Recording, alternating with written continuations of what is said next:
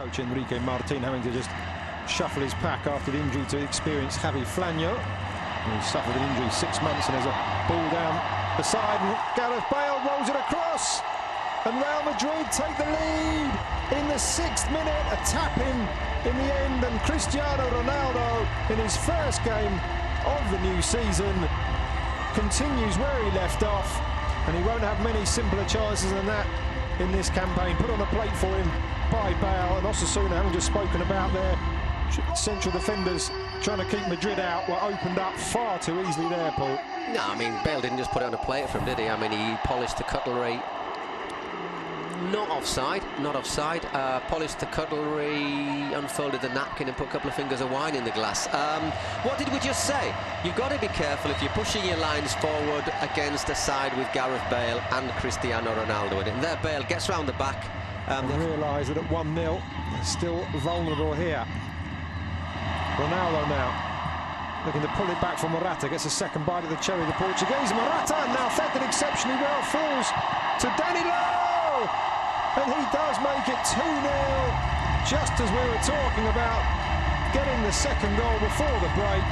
It comes from a very unexpected source in the shape of 25-year-old fullback Danilo. That will allow Real Madrid and their fans to breathe slightly more easily going into the half-time break. Well, a bit unlucky there now, Seth, because he had to stretch to get the first save. Let's have a look again. Once again, nobody picks up Ronaldo's run.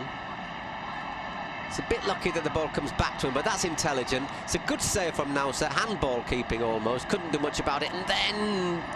It was a very precise finish at the end to put it back across the keeper, but... I quite fancied Nauset to get to this as well, sort of. I was closing it down, and it goes between the defender's legs.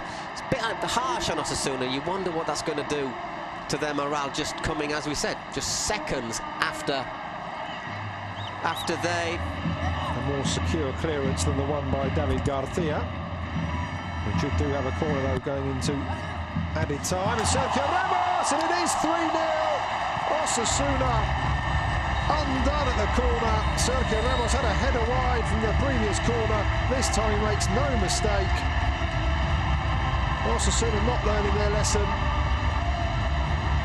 And the Real Madrid captain opens his account for the season and gives the home side a commanding lead here in the Santiago Bernabeu in injury time at the end of the first half. It was all too easy, really, at the near post for Sergio Ramos. It's good movement. Look at the movement, the diagonal run. He hides behind Morata almost, makes his run, totally unmarked. Nobody picked him up from the start to the finish of the run. And if Ramos gets in that situation, he does. If he doesn't score, he tends to work the keeper at least. That's a powerful header. It's a great piece of skill. There, Real Madrid's fourth corner. Into the centre spot this time. Pepe! Oh dear, oh dear, oh dear. And now, after an impressive outing so far from Nathan Perez, he fumbles on the line, and Real Madrid go further ahead. Pepe this time. Sergio Ramos scored just before half-time from a corner. And now Real Madrid have scored from their first corner in the second half. And it is Pepe who marks his return to the Real Madrid side this season with a goal, and you can see Nauset's face says it all. Yeah, let's have a look at the movement again, though. Oh. I mean, he's stronger than his marker, Pepe. There's Miguel Flanyo, who just doesn't really appeal, does he? But oh dear, oh dear. Yeah. He's not. He's a decent game now, Seth, but that is a bit of a blot on his. Osasuna kicking Martin deciding to shake things up, having said he wasn't doing much. Modric considers the shot with the right foot, back across to Kovacic, clips it into Morata. Morata looking for space. Osasuna defending well, but they couldn't defend well enough to stop Modric. Firing through the crowd. Osasuna players lined up in front of their goalkeeper. And after looking like there wasn't going to be a gap, Modric found the smallest space and powered his shot past Nauset for Real Madrid's 5th of the afternoon. Running away with it now, the home side. Yeah, now I wouldn't be surprised if we see a 6th and a 7th, because even though Madrid aren't massive, it was offside actually. It's offside from Morata, shouldn't have stood. Once again, might not make a massive difference, but clear offside for Morata as that ball was played into him. He then knocks it back and Modric takes advantage of it. But a lovely finish. It was a very good finish in the end there. You think Morata was just past the last man. No, I thought never going to have a chance undecided, I think. Tiring as well, playing against a side like Real Madrid, because your concentration just has to be high. So, plenty of factors to make you think that the goals haven't finished yet. Although that wasn't exactly what I meant. Great goal from Oriol. A superb finish, Oriol there. Makes an immediate impact. A great cross from the right, from De Las Cuevas, just lifted into the area. It was a perfect ball. And Oriol, those Osasuna fans finally have something to cheer. Gives a bit of respectability at least. Yeah, sometimes you wonder to just pulling the tail on the dog though. But a great header from Oriol.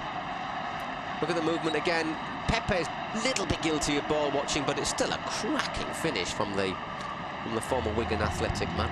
It is a real tip. Not too often you hear that in the Bernabeu. A textbook header down and back across the keeper. It's a really good header. It's a really good header. It deserves to be more than the one in the 5-1. Cannon back off the bar. Now Osasuna at the other end with all bar one back for Madrid. It's all the way across and scurries across Unai Garcia up against Lucas Vázquez into Romero. And that's headed back, and it is two, and that's an absolutely fantastic header. There was a kind of moment of silence as the fans watched that ball loop back over Casilla, and yet again the pocket of Osasuna fans high up in the stand. How many of them have made the 7-hour trip down from Pamplona? 7 hours, only if you're on by bike. It's about 3 hours. No, I think a lot of Navarrans live in Madrid, eh? Lovely cross from Torres. That is a hell of a header. That is a brilliant header. It really is. He rose highest there. Well, I tell you what, all of a sudden that goal, that disallowed goal, I don't think Madrid would lose it, but if it was 5-3, maybe the headlines would be slightly different. Yeah. Zinedine Zidane will not be happy by his team. A slight lack of concentration. Well, Osasuna whilst